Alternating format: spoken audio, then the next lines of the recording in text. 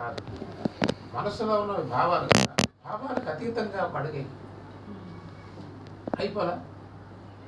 ఏమిటండి భావానికి అతీతంగా ఎట్లా వేస్తామంటే అడుగు, మేము ఈ గదిలో గదిలో అడుగేస్తాం కానీ భావానికి అతీతంగా ఎట్లా అడిగిస్తామని అంటారేమో. భావాలు చర్యల వల్ల వస్తాయి, చర్యకి ప్రతిచర్య వల్ల భావం వస్తుంది, అంతేగా సింపుల్. మీరు ఒక యాక్షన్ చేశారు, నాకు భావం ఎట్లా వస్తుంది? ప్రతిచర్య వల్ల నాకు రియాక్షన్ వస్తుంది. ప్రతిచర్య ఆగిపోయింది అనుకోండి, భావం లేదు. ప్రతిచర్య ఎట్లా ఆపాలంటే అంటారు, ప్రతిచర్య ఆపటమే ప్రమాదం, అదొక చర్య. ప్రతిచర్యను ఆప చూడటమే ఒక చర్య. కాబట్టి ప్రతిచర్య వల్ల ప్రమాదం మనకి ఎరుకలో ఉంది కదా, వెంటనే నా బంగారం బయటకు వస్తుంది. అమృత భాండాగారం అది. ఏది? ప్రతిచర్య లేకుండా దర్శించటం,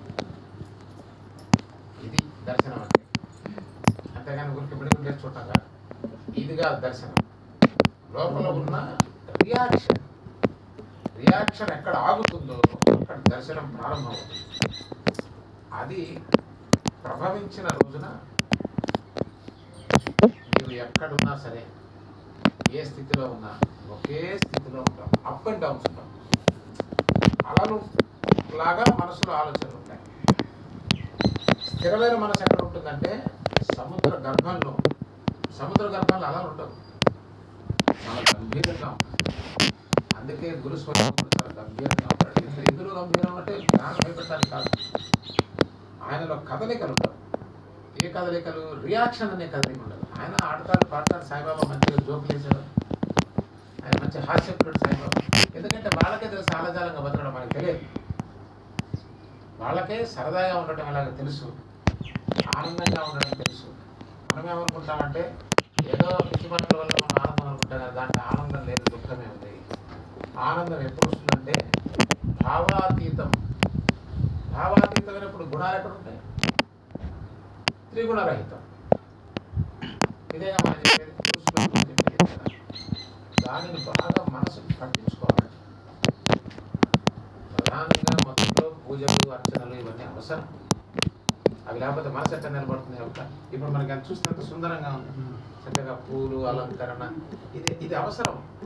దీంట్లో మొదట అందాన్ని ఆస్వాదిస్తాం. చేయంగా కొంతకాలానికి మన మనసుకి అనిపిస్తుంది ఎప్పుడు మెకానికల్గా ఉంటే. రోజు చూస్తే అనిపించదు, మెకానికల్ అయిపోతుంది.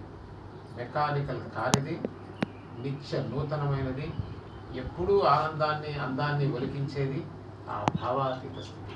ఒక స్థితి మరొక స్థితి లేదు. అర్థమైనా? అది ఎప్పుడు నిత్య నూతనం, చాలా ఫ్రెష్గా ఉంటుంది. ఏ క్షణానికి ఆ క్షణం అందంగా ఉంటుంది. నిజమైన అందం అది. మరి అక్కడికి వెళ్ళాలంటే ఇక్కడ ప్రారంభం కావాలి. నేను ఇదంతా కూర్చొని అంటే లోపల ఉన్న మామూలు శక్తి కాదు, అది ప్రచండమైన శక్తితో ఉంది. ఆ ప్రచండ శక్తితో ఉండే సంస్కారాల్ని ఏ శక్తితో ఆపుతావు? ఆలోచనే కదా దాన్ని పుట్టించింది. ఆలోచన ఆపగలవా? ఆలోచన వల్లే నీకు అలలు రావటం, దుఃఖం రావటం, బాధలు రావటం జరుగుతుంది. ఆలోచనతో దాన్ని ఆపలేవు.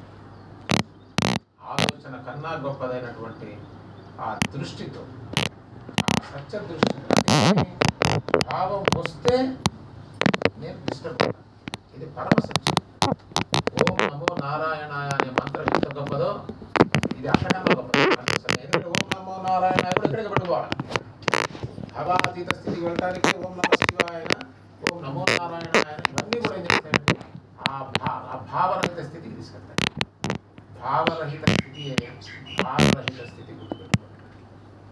భావం ఎప్పుడైతే పోయిందో ప్రతి క్షణము చాలా ఆనందంగా, సంతోషంగా, దివ్యంగా ఉంటుంది. కాబట్టి ఇది కొంచెం ఏమైనా బోధపడిందా? బాగా నిజంగా మనం వెళ్ళాలి, మన ఊరు మనం వెళ్ళాలి. ఇక్కడ ఆడి విసుకుపోతుంది ఎవరికైనా ఈ ఆటలో. ఎందుకంటే ఇది ఎందుకు సుఖం లేదో కూడా చెప్తా, లాజికల్గా కూడా చెప్పచ్చు. మన అనుభవంలో ఉంది ఎందుకు సుఖం ఉన్నది ఇక్కడ అంటే ఇది మెకానికల్ రొటీన్ కదా. రోజు అన్నం ఉంటుంది, ఇసుగా ఉంటుందా లేదా?